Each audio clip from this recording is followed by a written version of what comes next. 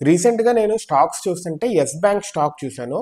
Yes bank stock somewhere trading between 20-22 మధ్యలో 20-22 మధ్యలో ఇలా ట్రేడ్ అవుతా ఉంది.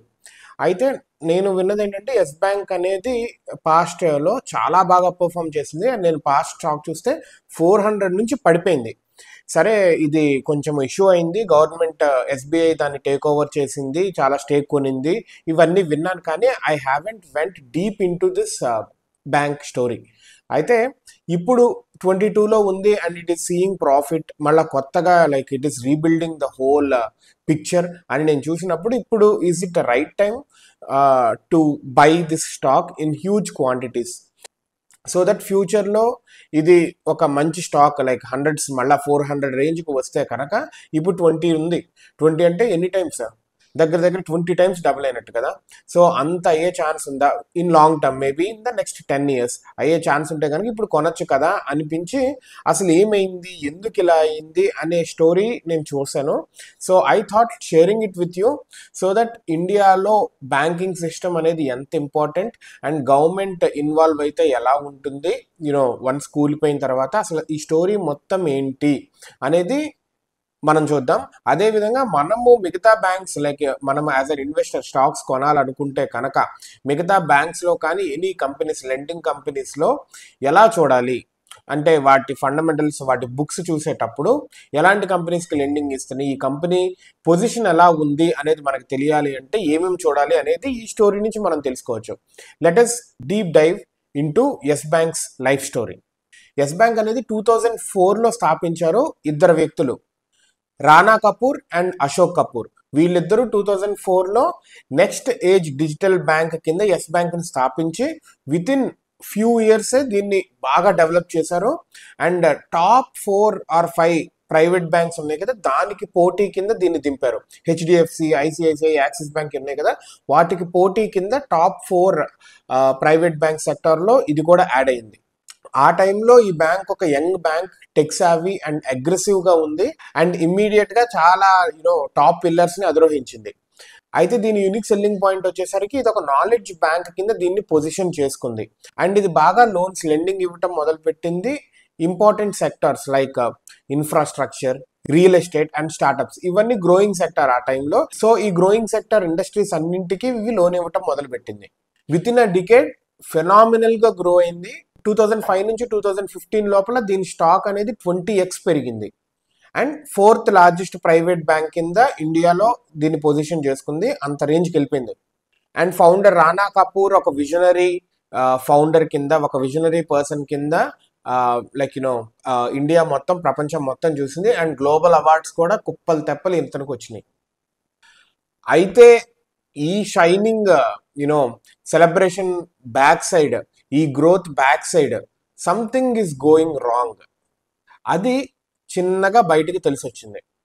అయితే యాజ్ యెస్ బ్యాంక్ గ్రూ ఇది బాగా లోన్స్ ఇవ్వటం మొదలుపెట్టింది. చాలా బ్యాంక్స్ ఏవైతే రిస్కీ బారోవర్స్ ఉంటారో వాళ్ళకి చాలా బ్యాంక్స్ అవాయిడ్ చేసింది, వాళ్ళకు కూడా ఇది లోన్ ఇవ్వటం మొదలుపెట్టింది.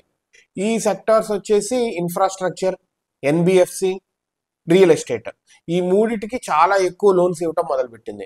దీని లోన్ బుక్ అనేది టోటల్గా వీటితోనే ఫుల్ అయిపోయింది. Like IL and FS, DHFL, Jet Airways, Anil Ambani group, Cox and Kings, Cafe Coffee Day. విన్నర్ ఆ పేర్లు? DHFL, Anil Ambani group, Cafe Coffee Day. ఇవన్నీ ఈ పేర్లన్నీ మనం రీసెంట్గా లాస్ట్ 5-10 yearsలో వినుంటాం, ఎందుకంటే ఇవన్నీ దివాళా తీసిన కంపెనీలు. అయితే ఈ కంపెనీలు ఒకటి తర్వాత ఒకటి కొలాప్స్ అవ్వటం మొదలు పెట్టడంతో ఏమైంది, దీనికి అప్పులు ఇచ్చేసింది కోట్లు. వాళ్ళు ఐపీ పెట్టేశారు. అప్పు ఇచ్చినోడు ఏమైపోతాడు, వీడిగా దివాళా తీసేది. సో అలా దివాళా తీయటం మొదలుపెట్టింది అండ్ ఎవరైతే దాంట్లో డిపాజిట్ చేశారో మనీ వాళ్ళందరికీ ట్రస్ట్ కోల్పోయారు. మీన్వైల్ రానా కపూర్ ఏమో ఆల్రెడీ లోన్లు ఇచ్చారు, వాళ్ళు ఐపీ పెట్టేస్తుంటే మళ్ళా వాళ్ళకి లోన్ ఇచ్చి వాళ్ళు రీపే చేయడానికి అని చెప్పి ఎవర్ గ్రీన్ లోన్స్ ఇస్తానే ఉన్నాడు. అదొక నెగిటివ్. అండ్ రిపోర్ట్ చేయట్లేదు ఈ లోన్స్ ని, బ్యాడ్ లోన్స్ ని చెప్పాలి ఆర్బీఐకి, కానీ లైక్ బయట అందరికీ ఇన్వెస్టర్స్కి వీళ్ళకి చెప్పకుండా ఈ రిపోర్ట్ చేయలేదు. ఫస్ట్ ఆఫ్ ఆల్ బయటకేమో బ్యాంక్ గ్లోరిఫైడ్గా ఉంది, బ్యాక్గ్రౌండ్ ఏమో ఇట్లాంటి డిఫాల్ట్ హిట్ అవుతానే ఉన్నాయి. అండ్ కిక్ బ్యాక్స్ కింద, షెల్ కంపెనీస్ కింద ఇతనేమో పర్సనల్ గెయిన్స్ తీసుకుంటా ఉన్నాడు రానా కపూర్. అయితే 2018లో ఆర్బీఐ ఎందుకో ఒక కన్నేసింది బ్యాంక్ మీద. అప్పుడు బయటపడ్డాయి ఈ అన్రిపోర్టెడ్ లోన్స్ అన్ని, డిఫాల్ట్స్ అన్ని అని చెప్పి. అప్పుడు ఆర్బీఐకి అర్థమైంది, వరే బాబు ఏదో తప్పు జరుగుతుంది, చాలా something big is going to come over here అని చెప్పి. ఎర్లీ 2019 కల్లా ఆర్బీఐ ఇంటర్వ్యూన్ అయిన తర్వాత రాణా కపూర్ సీఈఓగా ఉండటానికి కుదరదు అని చెప్పి ఫస్ట్ దించేసింది. అయితే ఇది బ్యాక్గ్రౌండ్ లో జరుగుతూ ఉంది. దీని కొలాప్స్ ఎలా ఉందో ఇప్పుడు చూద్దాం. రాణా కపూర్ ఎగ్జిట్ అయిన తర్వాత the real situation of yes bank అనేది ఏంటి అనేది ఆర్బీఐకి, ఫైనాన్షియల్ ఇన్స్టిట్యూషన్స్ కి, మన భారతదేశం గవర్నమెంట్ కి తెలిసొచ్చింది. అరే బాబు ఇట్లా లోతుల్లో కూరుకుపోయిందా, బయటకేమో ప్రగల్భాలు పలుక్కుంటా గ్లోరిఫైయింగ్ గా ఉంది అని చెప్పి. ఈ బ్యాడ్ లోన్స్ అనేవి బాగా ఒక బెలూన్ లాగా పెరుగుతూ ఉంది. అండ్ ఎవరైతే డిపాజిటర్స్ ఉన్నారో వాళ్ళందరూ డబ్బులు విత్డ్రా చేయడం మొదలు పెట్టేశారు. ఇప్పుడు మనం బ్యాంకులో డబ్బులు పెడతాం, మన డబ్బులే కదా వాళ్ళు ఇచ్చేది. మనం ఎప్పటికప్పుడు పెడతా ఉంటే అవి వాళ్ళు వడ్డీకి తిప్పుతూ ఉంటారు, ఇలా లోన్లు ఇస్తూ ఉంటారు, ఎక్కువ వడ్డీలు అక్కడ తీసుకొని మనకు తక్కువ వడ్డీ ఇస్తూ ఉంటారు. అసలు డబ్బులు ఎవరు పెట్టకపోతే వాళ్ళకి డబ్బులు ఎక్కడి నుంచి వస్తాయి? సో అందరూ విత్డ్రా చేయడం మొదలు పెట్టారు నమ్మకం పోయేసరికి. అండ్ క్రెడిట్ రేటింగ్ కంపెనీస్ ఉన్నాయి కదా, ఇవన్నీ ఎస్ బ్యాంక్ డెట్ రేటింగ్ ని జంక్ స్టేటస్ కింద తీసుకెళ్లి డౌన్ గ్రేడ్ చేసేసారు. సో రేటింగ్లన్నీ పడిపోతే ఏముంది, స్టాక్స్ కూడా పడిపోతాయి. ఆబ్వియస్లీ అందరూ భయానికి ఫస్ట్ ఆఫ్ ఆల్ లోన్ అవుతారు అందరూ. ఎందుకంటే పెద్ద పెద్ద కంపెనీసే చెప్తున్నాయి బాబు ఇది కుప్పకూలిపోతుంది అని చెప్పి. మార్చ్ 2020 కల్లా, అంటే కరోనా టైమ్, మార్చ్ 21 నుంచి మనకు లాక్డౌన్ వచ్చింది. మార్చ్ 2020 కల్లా ఘోరంగా అయిపోయింది పరిస్థితి. డిపాజిటర్స్ అందరికీ భయం వేసి విత్ ఇన్ ఫ్యూ వీక్స్ 18,000 కోట్లని విత్డ్రా చేసేసుకున్నారు. బ్యాంక్ అనేది running out of cash. March 5, 2020 కల్లా ఆర్బీఐ మొరటారియం ఇంపోజ్ చేసింది. ఏంటంటే ఒక పర్సన్ 50,000 కంటే ఎక్కువ విత్డ్రా చేయకూడదు అని చెప్పి. ఇది దేశం మొత్తాన్ని షేక్ చేసింది ఒక రకంగా. ఇప్పటిదాకా ఇండియాలో చాలా బ్యాంక్స్ కొలాప్స్ అవడం చూసారు, కానీ ఇంత large sector bank, large private sector bank అనేది కొలాప్స్ అవ్వటం ఫస్ట్ టైం చూడటం అనమాట. సో 2020లో ఇదంతా బయటపడిన తర్వాత, ఆర్బీఐ ఇంటర్వ్యూన్ అయిన తర్వాత, ప్రజల మీద మొరటారియం ఇంపోజ్ చేసిన తర్వాత ఇప్పుడేం జరిగింది అంటే ఎక్కువ డబ్బులు విత్డ్రా చేసుకోకూడదు 50,000 కంటే అన్న తర్వాత రెస్క్యూ అనేది స్టార్ట్ అయింది 2020లో. ఇక గవర్నమెంట్, ఆర్బీఐ రెండు ఇంటర్వ్యూన్ అయిన రెస్క్యూ ప్లాన్ స్టార్ట్ చేసింది. ఇప్పుడు గవర్నమెంట్, ఆర్బీఐ రెండు కలిపి consortium of major banks led by SBI start చేసినాయి. అంటే పెద్ద పెద్ద బ్యాంకులన్నీ కలిపి లీడింగ్ ఎస్బీఐ బ్యాంక్ తో దీన్ని ఎలా బయటికి, ఈ ఉప్పెనలో నుంచి, ఊబిలో నుంచి బయటికి తీసుకురావాలి అనే ప్లాన్ వేసి మొత్తం కలిపి ఎస్ బ్యాంక్ కాపాడాలి అనే ప్లాన్ వేసి ఈ ప్లాన్ ఎగ్జిక్యూట్ చేయడం స్టార్ట్ చేసినాయి. ఎస్బీఐ అనేది 49% ఆఫ్ ఎస్ బ్యాంక్ స్టేక్ కొంటుంది బై ఇన్వెస్టింగ్ 7,250 crores. అంటే ఎస్బీఐ 7,250 crores ఇన్వెస్ట్ చేస్తుంది ఎస్ బ్యాంక్ లో. అండ్ 49% స్టేక్, అంటే మేజర్ స్టేక్, సగం 50% కదా, 1% తక్కువ, 49% స్టేక్ ఇచ్చేసి కొంటది. Other banks HDFC, Axis, ICICI, Federal bank, IDFC, ఇలా మిగతా బ్యాంక్స్ అన్నీ కలిపి అవి కూడా పిచ్చినాయి. అవి కూడా some X amount of money, some 10,000 crores, 20,000 crores డబ్బులు అన్నీ కలిపి పిచ్చేసినాయి. ఎస్బీఐ ఒక్కటే 7,250 crores, మిగతా బ్యాంక్స్ అన్ని కలిపి, పెద్ద పెద్ద బ్యాంక్స్ ఇవన్నీ కలిపి ఒక 10,000 to 20,000 crores ఇన్వెస్ట్ చేసినాయి మళ్ళా. అంటే so that bank should have decent amount of money. And RBI Prashant Kumar అనే అతన్ని, ప్రీవియస్ ఎస్బీఐ ఎగ్జిక్యూటివ్, ఆయన్ని సిఈఓ కింద నియమించింది ఈ రాణా కపూర్ని దించేసి. ఈ రెస్క్యూ ప్లాన్ ఎప్పుడైతే స్టార్ట్ చేశారో విత్ ఇన్ 30 days లిక్విడిటీ అనేది వచ్చేసింది కదా, ఈ మొరటారియం తీసేశారు. ఇప్పుడు ప్రజలు they can start with drawing money అని చెప్పారు.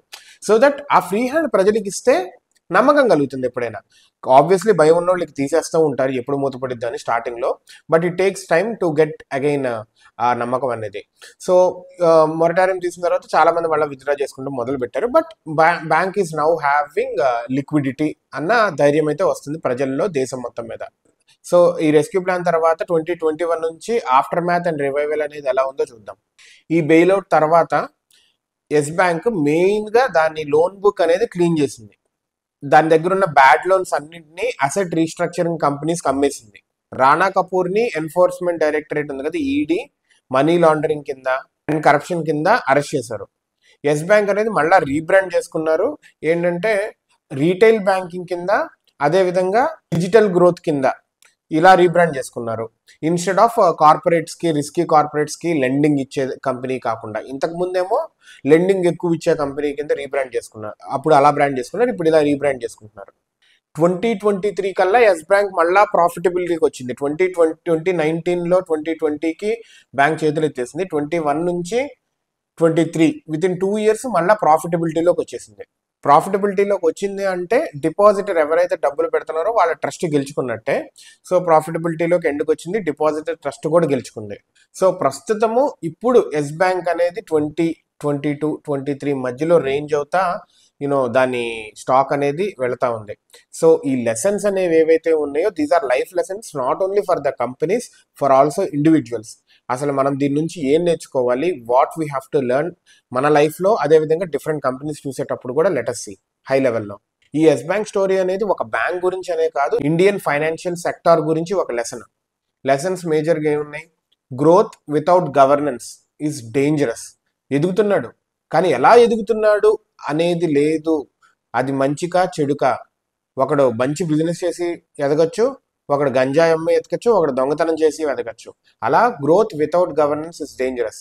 Over exposure to risky sectors, అంటే ఇలాగా లోన్స్ అనేవి బ్యాడ్ లోన్స్ చాలా ఎక్కువ రిస్కీ సెక్టర్స్కి చాలా ఎక్కువ ఇస్తే, అలాంటి over exposure to risky loans అనేది బిగ్గెస్ట్ నేమ్స్ని కూడా ముంచేస్తుంది.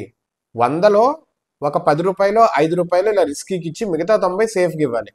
ఇప్పుడు మనం కూడా స్టాక్ మార్కెట్లో అన్ని స్మాల్ క్యాప్ వాటిల్లోనే పెట్టి రిస్కీ వాటిల్లో పెడితే ఇబ్బందే కదా, అలా అనమాట. మనం కూడా మన పోర్ట్ఫోలియో అనేది మేనేజ్డ్గా ఉండాలి. రెగ్యులేటర్స్ మస్ట్ బి ప్రొయాక్టివ్, అంటే ఆర్బీఐ కానీ గవర్నమెంట్ కానీ రియాక్టివ్ కాదు ప్రొయాక్టివ్గా ఉండాలి అనేది ఇంకొక లెసన్. ఎందుకంటే వాళ్ళు చూస్తూ ఉండాలి, చాలా దగ్గరగా మానిటర్ చేస్తూ ఉండాలి, లేకపోతే దేశం అనేది కొలాప్స్ అయిపోతుంది. 2008లో అదే జరిగింది అమెరికాలో. పబ్లిక్ ట్రస్ట్ అనేది బ్యాంకింగ్లో చాలా ఇంపార్టెంట్. గెయిన్ చేయటం చాలా కష్టం, కానీ లూజ్ అవటం విత్ ఇన్ సెకండ్స్ జరుగుతుంది. ఎస్ బ్యాంక్ అనేది ఒక రాకెట్లా షైన్ అయింది, రాయిలా పడిపోయింది, and rescued by very system. ఏదైతే గవర్నమెంట్ బ్యాంక్ సిస్టమ్ని ఓవర్కమ్ చేసి నేను ఇంకా ఎదగాలనుకుందో ఆ సిస్టమే మళ్ళీ దీన్ని కాపాడింది. సో బీ కేర్ఫుల్, మన పోర్ట్ఫోలియో కూడా చాలా జాగ్రత్తగా చూసుకోండి. This is Yes bank's lesson. ఇలాగ మనం గోయింగ్ ఫార్వర్డ్ ఇంపార్టెంట్ స్టోరీస్ ఏంటో కూడా చూద్దాం.